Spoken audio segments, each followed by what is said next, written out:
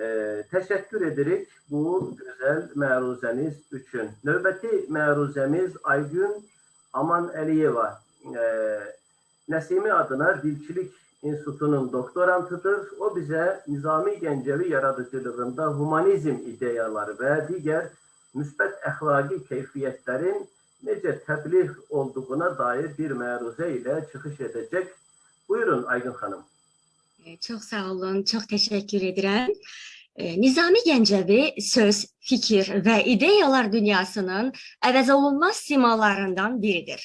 İnsan haqlarının təbliği, onların müdafiəsi, şəxsiyyət azadlığı, bəşəriyyətin mədəni tərəqqisində dönüş nöqtələrindən olan intibah dövrünün mənəvi mahiyyətinin aşkar olunmasına çevrilmiş səlist humanizm təlimi Nizaminin sosial-siyasi görüşlərinin sosial ədalət hissəsində öz parlaq təcəssümünü tapmışdır.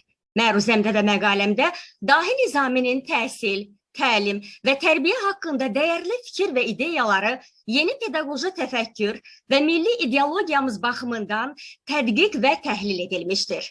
Azərbaycanın dahi şairi və böyük hikmət sahibi olan Nizami Gəncəvinin xəmsəsində qələmə aldığı tarixi qəhrəmanlar, onun qadına münasibəti, əsərlərindəki mənəvi tərbiyə məsələləri və əxlaqi etik baxışları haqqında ətraflı məlumat verilmişdir. Onun lirik əsərləri ilə yanaşı, xəmsəyə daxil olan əzəmətli poemalarında da dövrünün sosial-siyasi problemlərinin həllinə toxunulmasından, əsərlərindəki qəhrəmanların mənfi və müsbət keyfiyyətlərini təsvir edərkən xalq deyimlərindən, xalq müdrikliyindən və onun şifahi qaynaqlarından geniş istifadə etməsindən Nizami Gəncəvinin bütün yaradıcılığının pedaqoji əhəmiyyət daşımasından bəhs edilmişdir. Məqalədə həmçinin onun müdrik kəlamlarından nümunələr göstərilmiş və bu kəlamlarda öz əksini tapmış kəmiyyət və keyfiyyət məzmunlu vahidlərdən bəhs olunmuşdur. Nizami Gəncəvinin əsərləri dünya mədəniyyəti xəzinəsinə daxil olmuş, o dünya şairi, dünya mütəfəkkiri mərtəbəsinə ucalmışdır. Nizami Gəncəvi öz ölməz 5 poeması, Sirlər Xəzinəsi, Xosro və Şirin, Leyli və Məcnun, 7 Gözəl, İskəndərnamə ilə dünya ədəbiyyatına tamamilə yeni bir poetik səs, nəfəs gətirmişdir. Bu 5 qiymətli və iri poemadan başqa Nizami 6 qəsidə, 116 qəzəl, 2 qitə və 30 rübaidə yazmışdır. Nizaminin yüksək humanist fikirlərində orta əsrlərin mistikasından oyanıb, sağlam və ayıq təfəkkürlə hadisə və predmetlərə, insana, cəmiyyət həyatının məna və mahiyyətinə məntiqi yanaşma tərzinin şahidi oluruq. Nizaminin ölməz ədəbi irsi humanizm, insana məhəbbət, yüksək əxlaq, estetik zövq, tərbiyə və bilik mənbəyi, dərin fəlsəfi fikir, hikmət xəzinəsi olmaqla bərabər həm də canlı tariximizdir. Keçmişimizin ən qaranlıq güşələrinə işıq salan sönməz məşəldir. Daha Azərbaycan dramaturgu Mirzə Fətəli Axundzadənin qeyd etdiyi kimi Nizaminin yaradıcılığı bəşəriyyətin bədii inkişaf tarixinin qızıl səhifəsidir.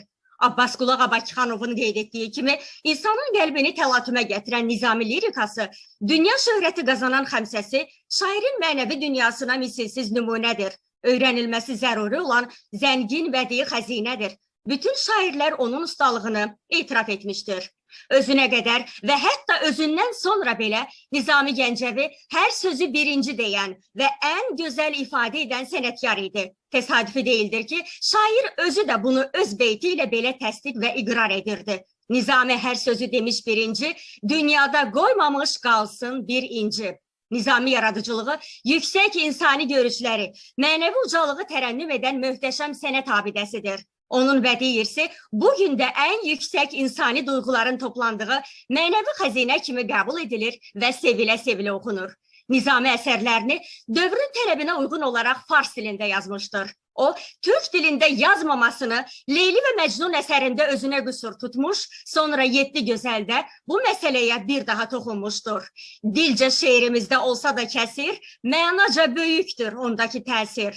Nizaminin bir humanist sənətkar kimi qarşıya qoyub həll etmək istədiyi əsas ideya insanın xoşbəxtliyi və bu xoşbəxtlik yollarının tapılmasıdır. Tədqiqatçıların fikrincə, Nizami dühasının böyüklüyü ondadır ki, o xalqla hökmdar arasındakı münasibətləri və bu münasibətlərin kölgəli cəhətlərini qorxmadan cəsarətlə açıb göstərə bilirdi. bəşəri duyğuların təbliği, insanlara dinindən, millətindən asılı olmayaraq ədalətli münasibət Nizami Gəncəvi əsərlərinin əsas sujetini təşkil edir. Böyük şairi dünyada tanıdan əsas cəhət humanist və bəşəri idealları sənətkarlıqla yaradıcılığında əks etdirməsidir. O, əsərlərində çoxlu sayda kəmiyyət və keyfiyyət məzmunlu vahidlərdən ustalıqla istifadə etmişdir. Şairin məhəbbət mövzusunda yazdığı Xosrov və Şirin poemasının müqəddiməsində eşq haqqında verdiyi maraqlı mülahizələrdə çoxlu miqdarda kəmiyyət və keyfiyyət bildirən sözlərdən istifadə etmişdir. Eşqdir mehrabı uca göylərin, eşqsiz ey dünya nədir dəyərin, eşqin qulu ol ki doğru yol budur. Ariflər yanında bil eşq uludur. Eşqsiz olsaydı xilqətin canı, dirilik sarmazdı böyük cahanı. Eşqsiz bir adam bir neydir qırıq, 100 canı olsa da ölüdür artıq. Qeyd edilən nümunədə göylər, dünya, ariflər, xilqət, cahan, bir, 100 sözləri mənaca kəmiyyət, uca, eşqsiz, doğru, ulu, böyük, qırıq, ölü sözləri isə mənaca keyfiyyət bildirir. Şair Xosrov və Şirin poemasında Məhribanı və Şirin kimi maraqlı surətlər yaradıb. Nizami Şirini hətta əsərin əsas qəhrəmanlarından biri kimi təqdim edib. Şair bu iki qadının simasında qadın insan, qadın ədalətli hökümdar, qadın təmiz ad və əxlaq, qadın ağıllı məsləhətçi, qadın həqiqi dost, qadın vəfalı fədakar sevgili kimi dəyərləndirmələri ortaya qoyub. Poemanın əvvəlində Nizami Məhribanını ədalətli, səxavətli, cürət və cəsarətdə kişidən geri qalmayan hökümdar kimi təsvir edir. Onun şahlıq səltənətində əminamanlıq hökm sürür. Xalqın güzaranı yaxşıdır. Xəzinəsi həmişə dolu, torpağı bərəkətlidir. Bu yerdə malqaranın, quşun və balığın sayısız, hesabsız olmasını şair Məhribanının düzgün rəhbərliyinin nəticəsi kimi qiymətləndirir. Dərbənd dənizinin bir sahmanında bir ölkə var, dağlar yanında. Şahzadə qadındır orada hökümran, yayılmış qoşunu İsfahana can. Min bir dik qalası göy dağlardadır. Kim bilir xəzinəsi nə miqdardadır. Tutub malqarası bütün dünyanı, quşdan və balıqdan artıqdır sanı. Cürətdə kişidən heç geri durmur. Böyük olduğundan Məhribanudur.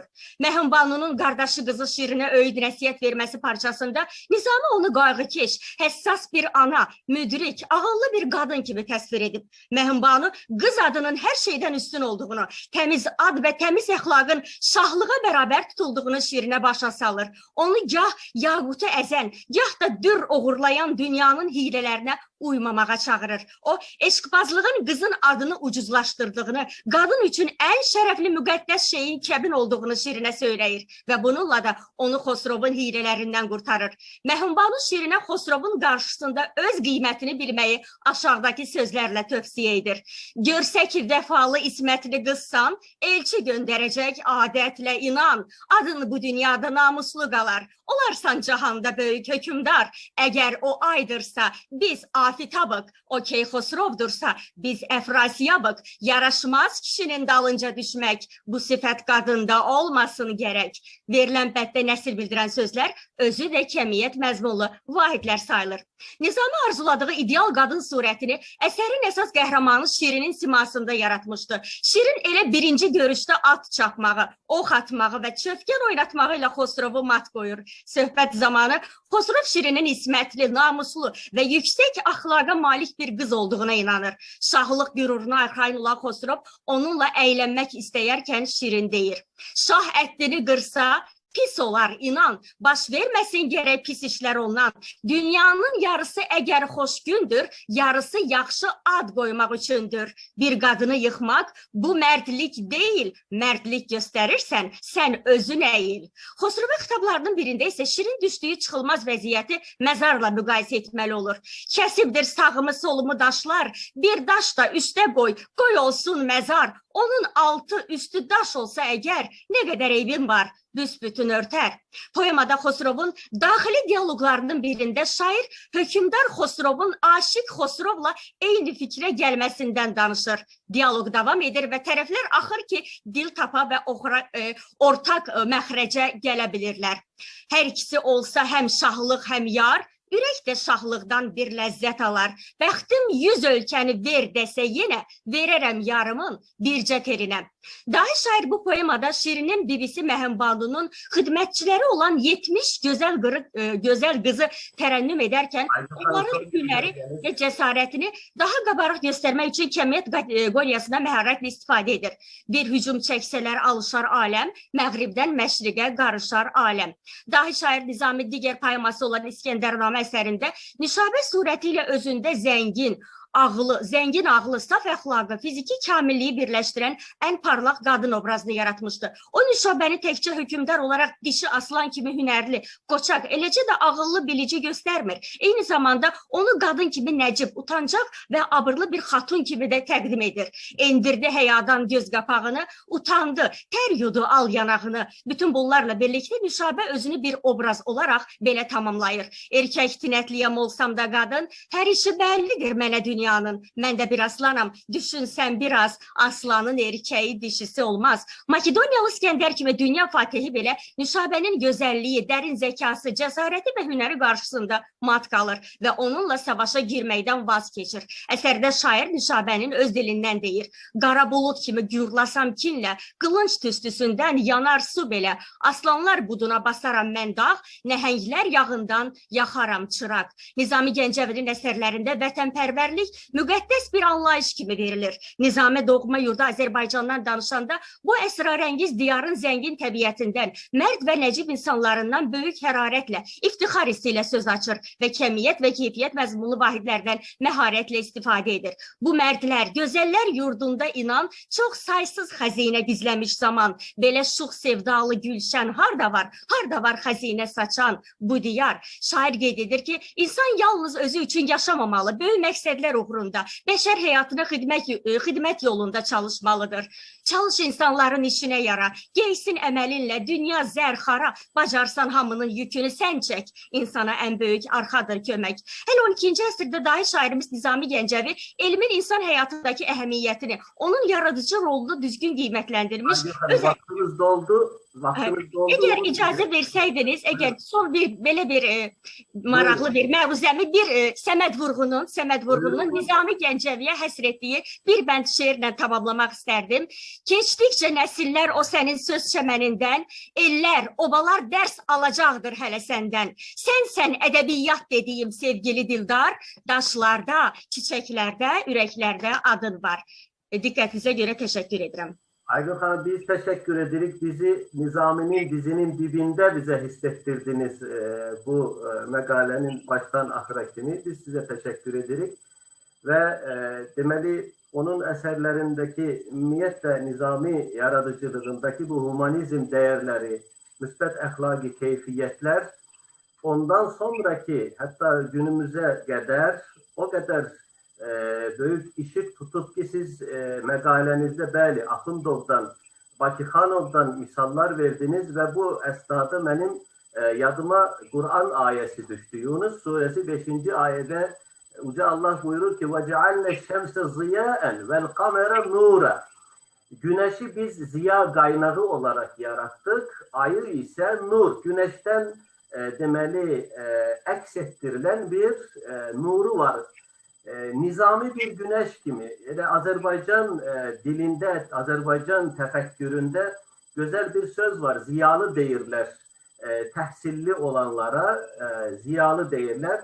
Elə bu ziyalılık sözü bəli, demek enerjisi, ziyası özünde olan bir varlık kimi Nizami ziyası özünden sonraki bütün əsirlere bize kadar gelmiş ve bizden sonra da o ziya devam edecektir. Onun güzel keyfiyetlerini xüsusilə humanizm ve müsbət əxlaqi değerler çerçevesinde bize məruzə ile çıkış ettiniz. Size bu çalışmanıza göre teşekkür ederim. Növbəti bizim hem de son məruzəçimiz Elxan Quliyevdir. O Milli Elmlər Akademiyası Elm Tarihi İnstitutunun küçük elmi işçisidir. Onun mevzusu bize Nizami Gəncəvinin irfani ve dini əxlaqi bakışları hakkındadır. Elxan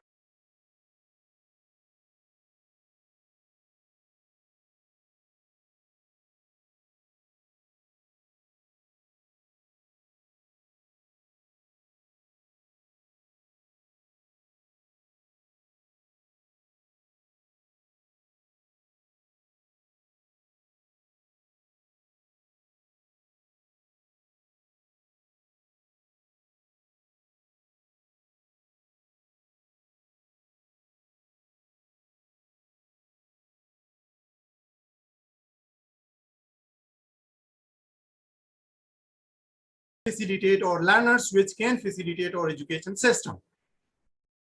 So this was from my side, a presentation which we make and implement in our classrooms. So if you have any type of question regarding this, you can ask. Thank you.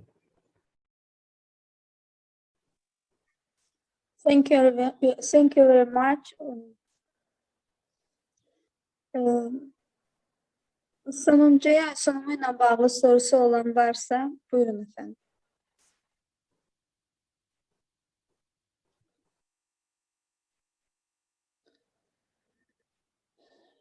Thank you very much. Növbəti sunum Aygün Amanəliyeva, Azərbaycan Milli Elmlər Akademiyası İmadəddin Nəsimə adına Dilçilik İnstitutu. Buyurun Aygün xanım. Çox sağ olun, çox təşəkkür edirəm. Bütün konferans iştirakçılarını salamlayıram. Məqaləmi və məruzəmi Dahi Nizami Gəncəvinin anadan olmasının 880-cı il dönümünə həsr etmişəm. Məruzəmin adı Dahi Nizaminin aforizmləri və əxlaqi etik pedaqoji görüşlərinin əsasında dayanan kəmiyyət və keyfiyyət məzmunlu vahidlər. Xalqın milli ənənələrinə hörmət edən, vətənpərvərlik və Azərbaycançılıq ideyalarına sadiq olan, milli mənəvi və ümumbəşəri dəyərləri qoruyan vətəndaş və şəxsiyyətlərin formalaşdırılmasının mühüm vasitələrindən biri xalqımızın zəngin tarixini, o cümlədən mədəniyyət tarixini dərindən öyrənmək və öyrətməkdir. Ümumilli liderimiz Heydər Əliyevin bu baxımdan söylədiyi sözlərdə böyük elmi həqiqət vardır. Milli dəyərlərimizi, milli ənənələrimizi yaxşı bilməyən gənc vətənpərvər ola bilməz. Təlim-tərbiyə işini, bütövlükdə təhsil sistemini milli zəmin üzərində qurmaq istəyiriksə, ilk növbədə milli mənəvi dəyərlərimizi dərindən öyrənməliyik. Hələ 12-ci əsrdə dahi şairimiz Nizami Gəncəvi elmin insan həyatındakı əhəmiyyətini, onun yaradıcı rolunu düzgün qiymətləndirmiş, öz əsərlərində bir sıra elmi məsələlərə toxunmuşdur. Bəşər bədii fikrinin nadir hadisəsi olan nizami yaradıcılığı 8 əsrdən artıqdır ki, xalqımızın mənəviyyatının ayrılmaz hissəsinə çevrilmişdir. Müasir dünya sivilizasiyasında hər bir xalqın özünə məxsus bir yer tutması onun dahi şəxsiyyətlərinin adı ilə bağlıdır. Böyük mütəfəkkir Nizami Gəncəvini bizdən əsrlər ayırsa da, onun bədii estetik ideyaları, dərin xəlqiliyi, vətənpərvərlik və beynəlmiləlçiliyi, xalqımıza məhəbbətlə dolu poemaları indi də hər kəs üçün müasirdir, doğmadır.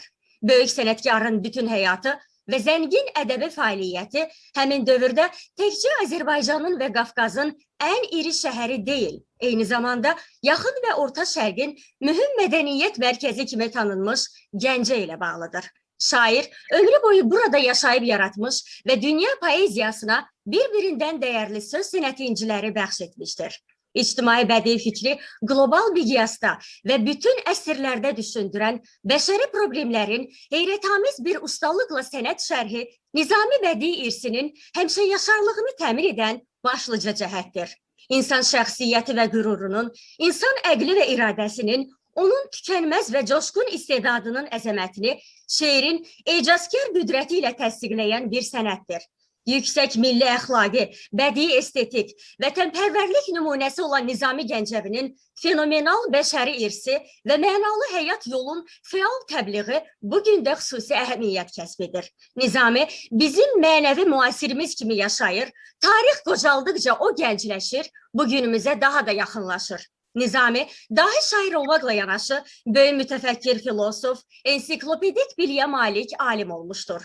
Onun əsərlərində həm humanitar, ədəbiyyat, dilçilik, tarix, musiqi, təsviri incəsənət, həm də təbiət riyaziyyat elmləri, fizika, həndəsə, kimya, biologiya, coğrafiya və s. ilə bağlı çox dəyərli fikirlər, zamanı qabaqlayan ideyalar kifayət qədərdir.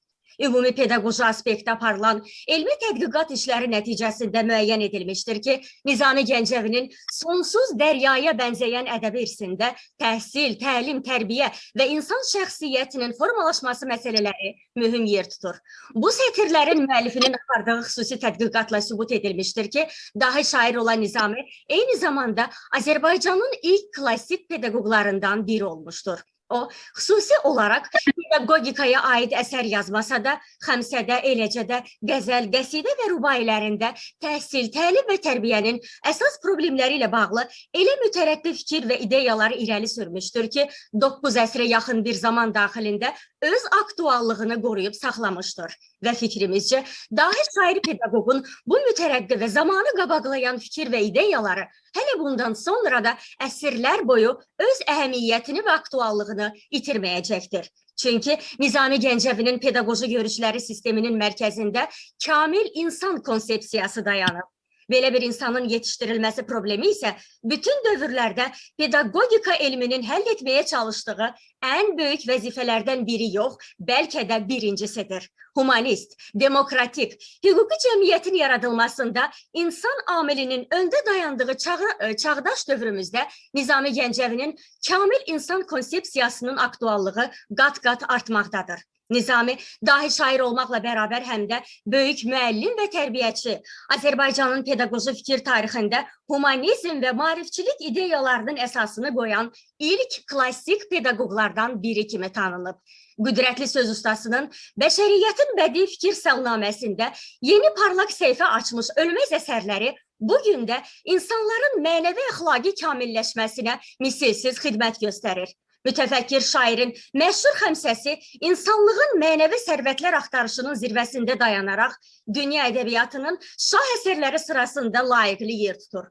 Böyük hikmət sahibi olan Nizami Gəncəvi dilşünaslığında mənəvi tərbiyə məsələləri mühüm yer tutur və onun bütün yaradıcılığı başdan ayağa pedaqoji əhəmiyyət daşıyır. Böyük maarifpərvər olan dahi Nizami elmə, təhsilə, təlim tərbiyəyə, müasir elmi dildə desək pedaqoji prosesə daha böyük önəm vermişdir. Xəmsəsində həmin məsələlərlə bağlı bugün də öz dəyərini itirməyən hikmətli fikir və ideyalar irəli sürmüşdür.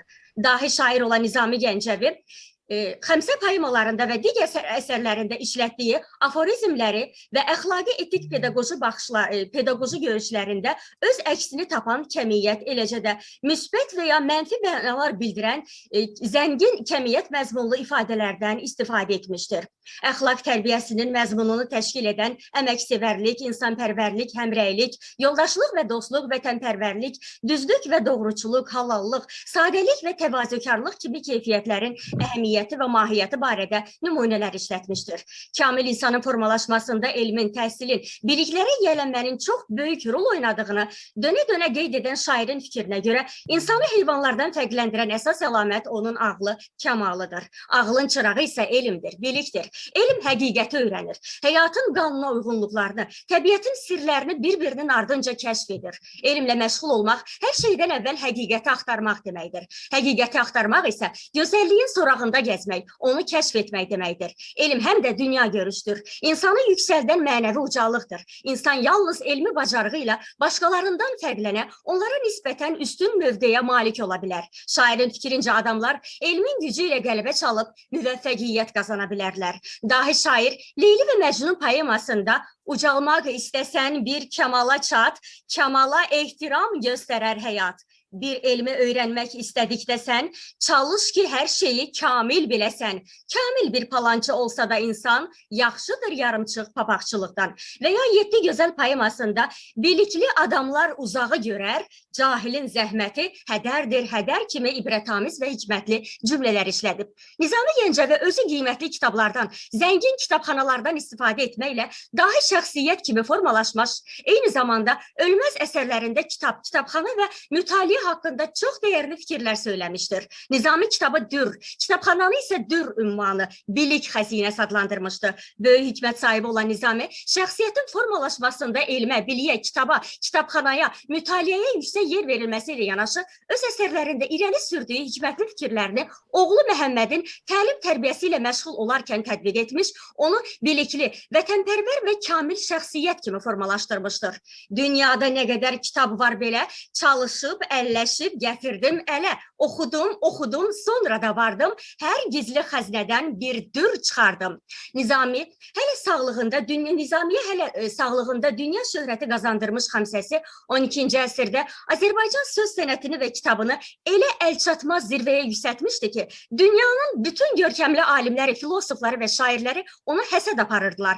Dahi sənətkarın özü də elmi bilikləri toplayıb nəsillərdən nəsillərə çatdıran kitaba və bu kitabları qoruyan, oxucuların istifadəsinə verən kitabxanaya hörmət və ehtiramını dəfələrlə bildirmişdir. Şair Xosrov və Şirin əsərində qeyd edir ki, yaxşı kitabın hər misrası onun müəllifinə uğur qazandırır, əsrlərlə yaşamasına zəmin yaradır. Şeiri oxunanda bu Nizaminin özü də hər sözdə görünər yəqin, gizlənib özünü verməzmi nişan, sənə hər beytində bir sir danışan, 100 il sonra sorsan, bəs o hardadır? Hər beyti səslənər, buradadır. Nizami əsərlərinin qəhrəmanları da sözü uca tutan, kitaba hörmət edən, kitabxananı yüksək qiymətləndirən şəxsiyyətlərdir. Bu baxımdan məşhur sərkərdə İskəndər surəti diqqəti daha çox cəlb edir. İskəndərnamə poemasını oxuyanda məlum olur ki, mütaliəyə ciddi fikir verən İskəndər uzaq səfərlərə çıxarkən özü ilə kitablar aparırmış. O, həmçinin işğal etdiyi ölkələrdən qiymətli kitabları, əl yazmaları toplayıb gətirir, onları tərcümə etdirir, yeni kitabxanaların açılmasına xüsusi diqqət yetirirdi. İskəndərin İrandan Ruma qaydarkən kitablar aparmasını Nizami belə təsvir edir. İskəndər ağlıyla tökdü bir tədbir, əmr etdi tez gəlsin, atlansın vəzir. Orada kitabxana varsa nə qədər işarə elədi, tez gətirsinlər. Hər çeşit elmdən dəyərli sözlər, hər incə hikmətdən açdı bir dəftər, ünvana göndərdi tərcüman ilə çevirsin bir dildən başqa bir dilə. Humanizm, vətənpərvərlik, xəlqilik, əməyə və əmək adamlarına böyük məhəbbət də Nizami Gəncəvinin tərbiyə haqqında fikirlərinin əsasını təşkil edir. Oxucular şairin əsərlərini mütaliə edərkən insanın əxlaq və davranışındakı paxıllığı pisləyir. Əsl insana xas olan humanizmi, vətənə, xalqa sevgi, sədaqət və digər müsbət əxlaqi keyfiyyətləri əxs edirlər. İnsanın əxlaqi saflığı uğrunda mübarizə aparan Nizami Gəncəvi bütün əsərlərində bu işə xidmət edən dahiyani fikir və ideyalar söyləmişdir. Ondan sonra gələn böyük şair və yazıçıların, filosof və pedaqoqların demək olar ki, əksəriyyəti həmin fikir və ideyalardan bəhrələnmiş, onları daha da inkişaf etdirmişlər. Nizami əsərlərində insanların pis əməllərdən uzaq qaçması, yaxşı işlər ilə cəmiyyətə xidmət etməsi ideyasını həmişə önə çəkmiş, bütün yaradıcılığı boyu da bu amala sadiq qalmışdı. Şair hər bir əsərində vətəndaş şair mövqeyindən çıxış etmiş, qaranlıq dünyaya işıq salaraq öz sənətinin qüdrəti ilə insanları məruz qaldığı bəlalardan xilas etməyə çalışmışdır. Əziyyət eyləsən, cəfa görərsən, mehribanlıq etsən, səfa sürərsən. Dünyanın işini yaxşı düşünsən, nə əksən, onu da sən biçəcəksən. Yaxşı iş də görsən, pis işdə inan, unutmaz onları bu qoca dövran. Bir xərabə görsən, qurmağa tələs, məsləhət belədir, əməyin etməz. El gözündə Nizami ucalıbdır düzlükdən, ilhamına qəlbinə gün salıbdır düzlükdən. İnsanların mənəvi cəhətdən saflaşması, özünü dərk etməsi Nizami əsərlərinin təntənəsi idi. Nizaminin əxlaq və əxlaq tərbiyəsi ilə bağlı dəyərli fikir və ideyaları, hikmətli sözləri necə nəsillərin mənəvi tərbiyəsində mühüm rol oynamış və bugün də öz əhəmiyyətini saxlamaqdadır. Böyük şair əsərlərində müsbət əxlaqi keyfiyyətləri tərənnüm etməklə kifayətlənmir. Hətta insanın mənəviyyatını körlayan mənfi, zərərli əxlaqi sifətləri ifşa etməkdən belə çəkinmir. Şair bütün bunları öz əsərlərində yaratdığı obrazların dili ilə bizlərə təqdim edir. Yaxşılıq etməsən əgər insana, böyüklük şərəfi verilməz sana. Quyuya salsan da yaxşılığı bil, yenə qayıdacaq, o itən deyil. Yamanlıq etməkdən uzaq ol, uzaq, pisliyin əvəzi pislik olacaq. Doğru yazmağa varma adam ki imkan, ne için gəlməlidir ortaya yalan? Sözün qiymətini saldı yalanlar, doğrunu danışan hörmətli olar. Şəxsiyyətin formalaşmasında mühit amilinin rolunu dəyərləndirən mütəfəkkir şair pedaqoq əsərlərində belə bir ideyanı aşılamaq istəyir ki, insanın mənəvi keyfiyyətlərinin formalaşmasında onu əhatə edənlərin rolu əvəzsizdir. Əgər insansansa, insanları sev tövsiyəsini verən humanist şair yaxşı adamlarla oturub durmağı, zatı qırıq olanlardan uzaq olmağı məsləhət görür. Ağılsız kəslərlə oturub duran, ağıldan, şuurdan deməsin dastan deyən şair başa salır ki, elmli, mərifətli adamlarla dost olsan, həmin keyfiyyətlər sənə də keçər. Bədəsil olarsa əgər bir adam, qırmızı gövhəri saraldar, tamam, ağıllı adamla dost olsan əgər, elmi mərifəti sənə də keçər. Şəxsiyyətin formalaşmasında mühitin rolu məsələsinə şair pedaqoq Leyli və Məcnun poemasında daha geniş toxunmuş və anlatmağa çalışmışdır ki, pis mühit insana mənfi təsir göstərdiyi kimi, yaxşı mühit də müsbət əxlaqi keyfiyyətlərin formalaşmasına səbəb olur. Vəhşi ilə dost olsa insan dünyada, vəhşi adəti ilə ömr edər o da. Dahi şair şəxsiyyətin formalaşmasında təhsilin, təlimin, tərbiyənin, ümumilikdə pedaqoji proses amilinə xüsusi önəm vermişdir. Qüvvət elmdədir, başqa cür heç kəsə üstünlük eləyə bilməz deyən şairə görə insanı heyvanlardan fərqləndirən əsas əlamət onun ağlıdır. Ağlın çırağı elmdir. O təhsilin məzmunundan bəhs edərkən dini biliklərlə yanaşı dünyəvi biliklərin verilməsinə xidmət edən elmlər olan riyaziyyat, astronomiya, kosmologiya, coğrafiya, təbabət və s.'nin əhəmiyyətini, dünya görüşünün formalaşmasında onların rolunu da göstərmişdir. Çağdaş dövrün pedaqoq və psixoloqları şəxsiyyətin formalaşmasına təsir edən amillər sırasında fəaliyyət amilini xüsusi qeyd edirdilər. Halbuki dahi Nizami hələ 9 əsrə yaxın bundan əvvəl bu amilin xüsusilə də əmək fəaliyyətinin rolunu xəmsədə geniş şərh etmiş, həyat əməkdir ideyasını irəli sürmüşdür. Böyük mütəfəkkir pedaqoqun fikrincə əməksevərlik, çalışqanlıq, halal əməklə yorulmadan məşğul olmaq insanda müsbət əxlaqi keyfiyyətlər formalaşdırdığı kimi tənbəllik də mənfi cəhətlərin yaranmasına səbəb olur. Qeyd olunan bu əxlaqi keyfiyyətlər haqqında şairin poeziyasında hikmət dolu fikirləri kifayət qədərdir. Zülmətli gecələrdə qatılar çağır zəhmətə, mərhəmətin, şəfqətin nuru yağdı zəhmətə. Qana qəltan etsə də səni zəhmət tikanı, çalışmaqdan usanma, işə alışdır canı. Əzaba qatılaşmaqla hər niyyətə çatarsan, zəlillikdən qurtarıb ülviyyətə çatarsan. Başlıca əxlaqi keyfiyyətlərdən biri kimi dəyərləndirilən insanpərvərlik, humanist şairin əxlaqi görüşlərinin nüvəsini təşkil edir.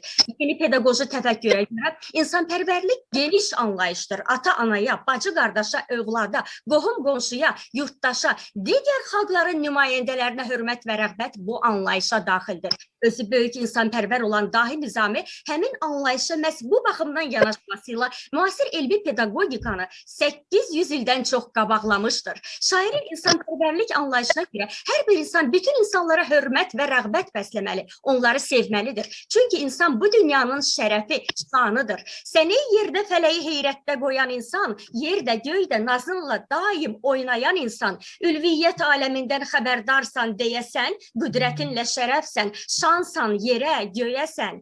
Əgər insansansa, insanları sev tövsiyəsini verən humanist şairin yaratdığı müsbət obrazların hamısı özünün yüksək bəşəri hissləri, insanpərvərliyi ilə seçilir. Xalqımızın yüksək insanpərvərliyini göstərən milli mənəvi dəyərlərimizdən də biri ata-anaya ali məhəbbət, övladlara yüksək qayğı, ağsaqqallara dərin ehtiram və hörmətdir. Həmin milli dəyərlərimizi çox yüksək qiymətləndirən Nizami bütün poemalarında insanpərvərliyin parlaq nümunəsi kimi valideyn-övlad münasibətlərindəki qarşılıqlı məhəbbəti, hörmət və izzəti dönə-dönə tərənnüm etmişdir ki, bu da həmin əxlaqi keyfiyyətin şərhi zamanı şairin hikmət dolu öyüd və nəsihətlərindən istifadə üçün geniş imkanlar açır. Məsələn, anaya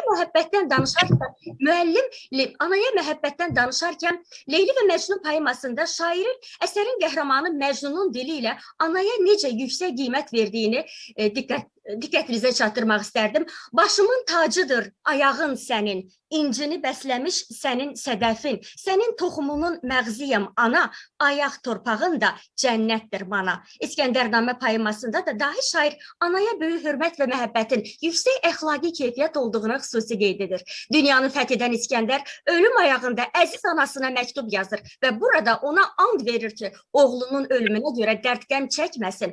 Anacan, bu məktub gəlib çatarkən olarkən çatıb qaşlarına kədərlənməsən, bu dünya fanidir, əbəs ağlama, mənim üçün yas tutma, qara bağlama. İnsanpərvərliyi insanlığın parlaq gövhəri adlandıran şair bu anlayışı xeyirxahlıq və yaxşılıq məfhumları ilə sıx qarşılıqlı əlaqədə verir. Şairə görə xeyirxahlığı, yaxşılığı bacarmayanlar böyük insan şərəfinə nail ola bilməzlər. Yaxşılıq etməsən əgər insana, böyüklük şərəfi verilməz sana. Yaxşı dost dar gündə tanınar deyən ulularımızın bu hikmətini şair poetik təfəkkürün gücü ilə daha da qüvvətləndirərək məsləhət görür ki, elə sadiq dostlara səni darda qoymasın, çəkib tordan çıxarsın, səni torda qoymasın.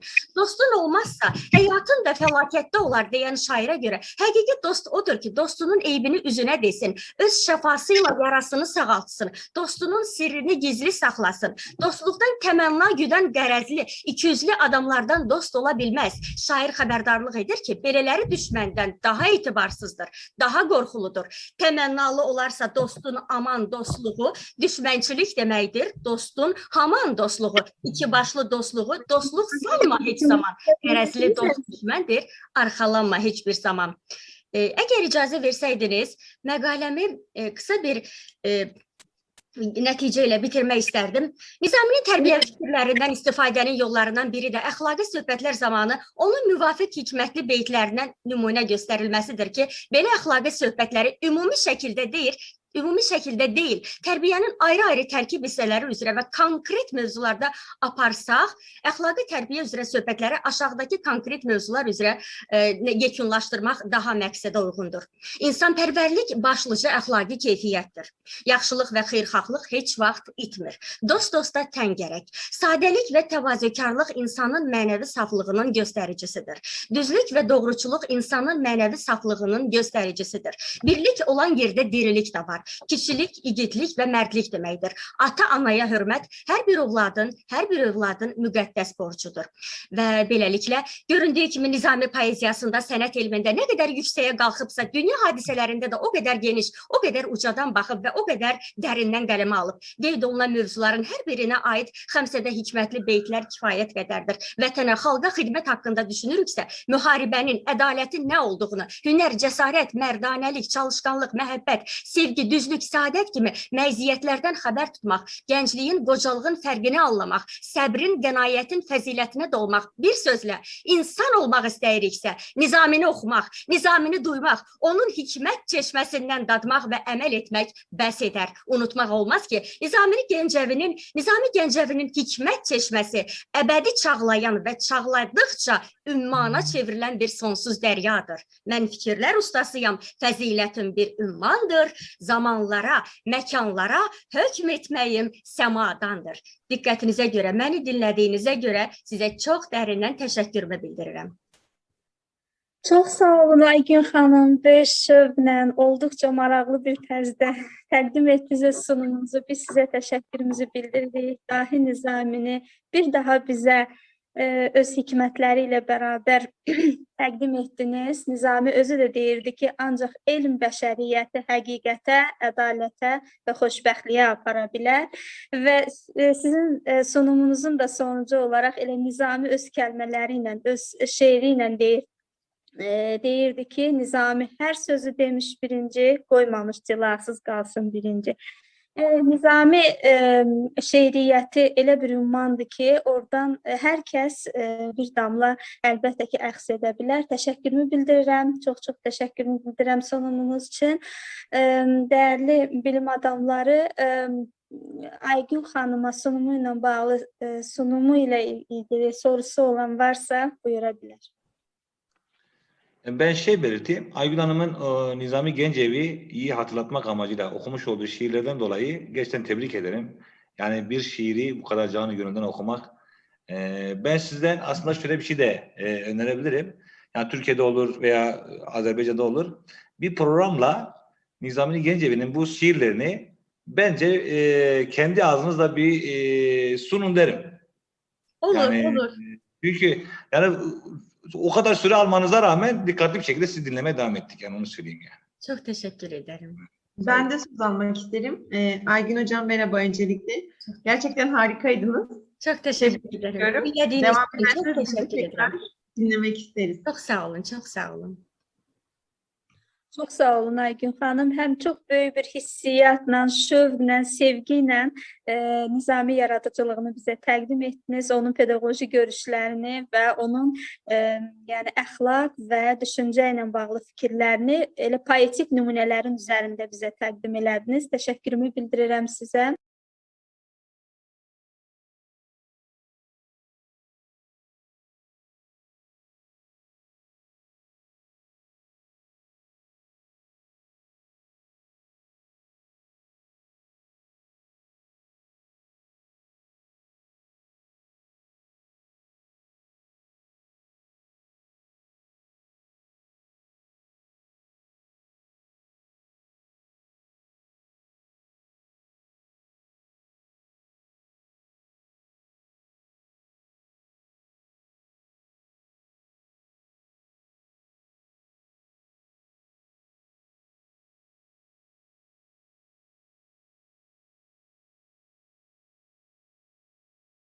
So I will stop right now a bit the Q&A session because our colleague from Baku, Aygün, just joined.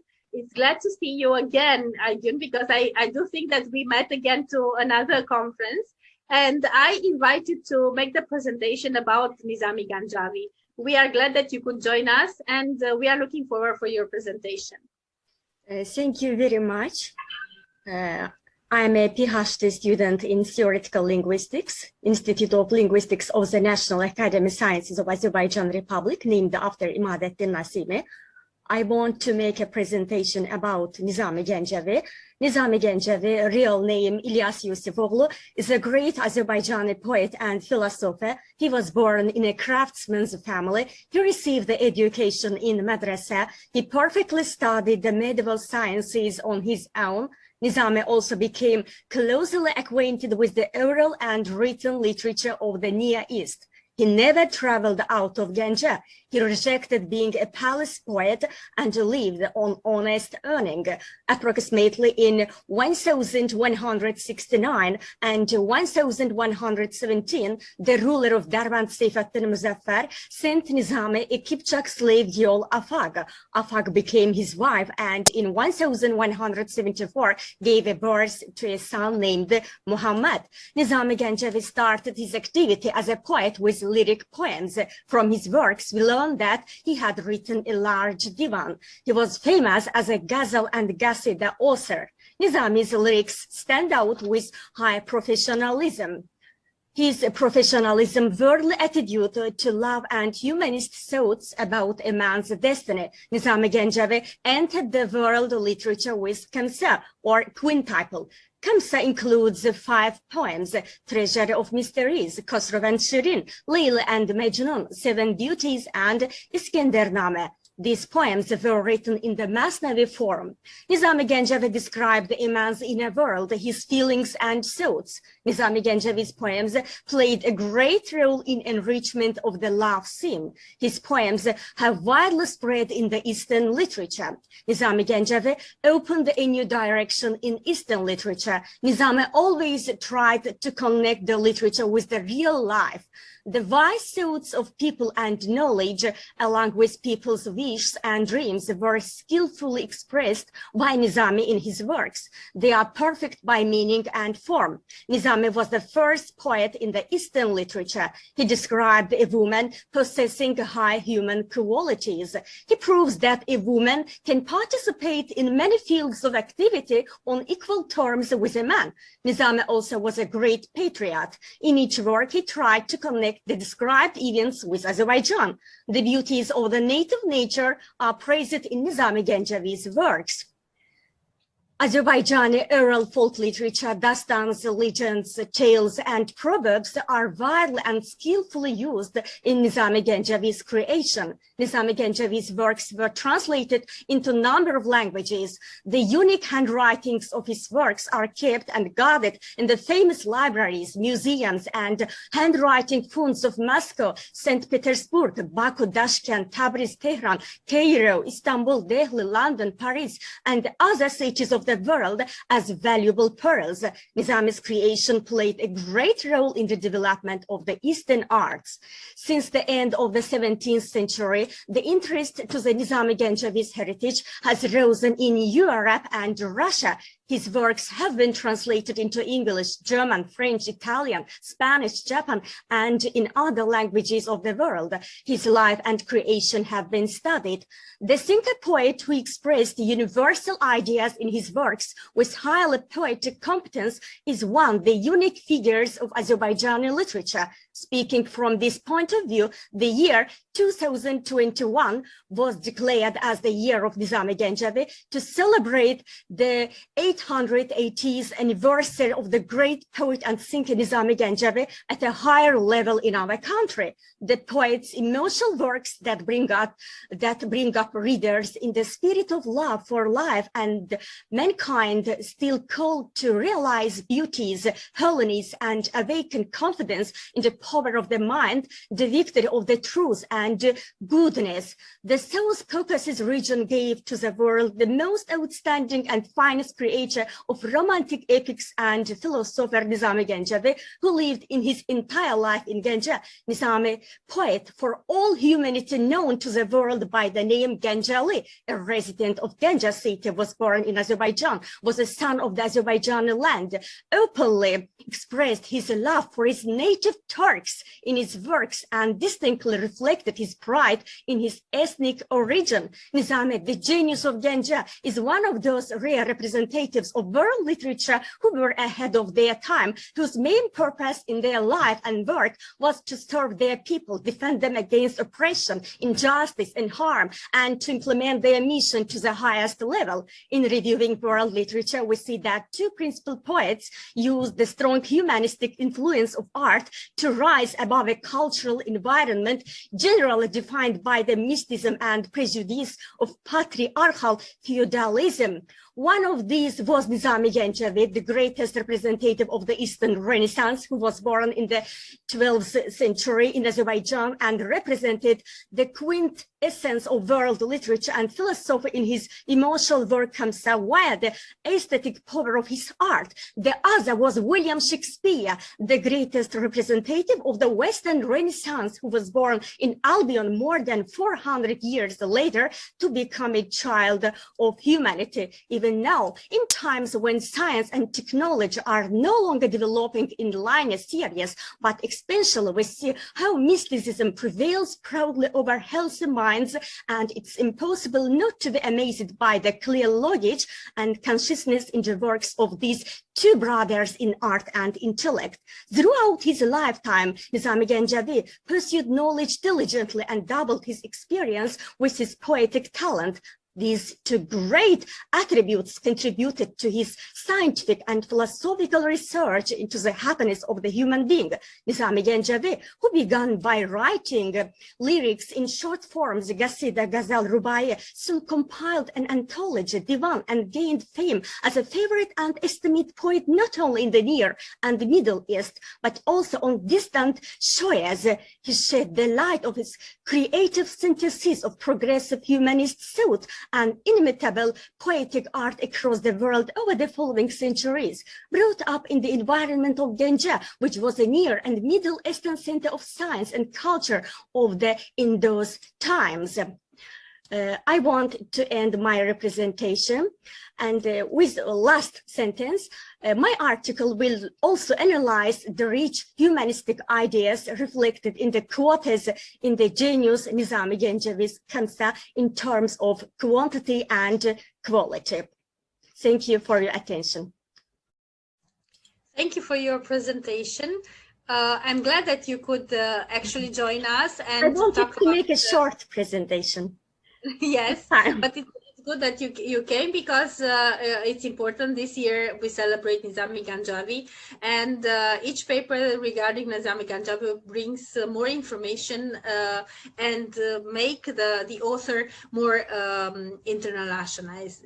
What I want to say is that in Romanian, the first book published from an Azerbaijani author was actually Nizami Ganjavi, and it was in 1910. So I'm glad that even 1 century ago, Nizami Ganjavi was published in Romania. I think that it's called The Dream. I don't know the title in Azerbaijani, but it's the title has something with the Dream book or something like that. I don't know. It was a short translation. So if there are any other questions regarding the papers that we already had and heard, and if not, I do thank you all for being here today, and I had a great time with you. I'm very glad for that, and I hope that you enjoyed it. And it was a very nice surprise that I saw Aygün again. We met in another conference, so maybe we could also meet in other conferences, or maybe when the school starts, I invite you to my center to have a tea and talk more, and maybe to make a new collaboration. I'm glad that I have you all here, and I wish you a very nice and fruitful afternoon today. I'll see you soon. Bye. Goodbye. Goodbye.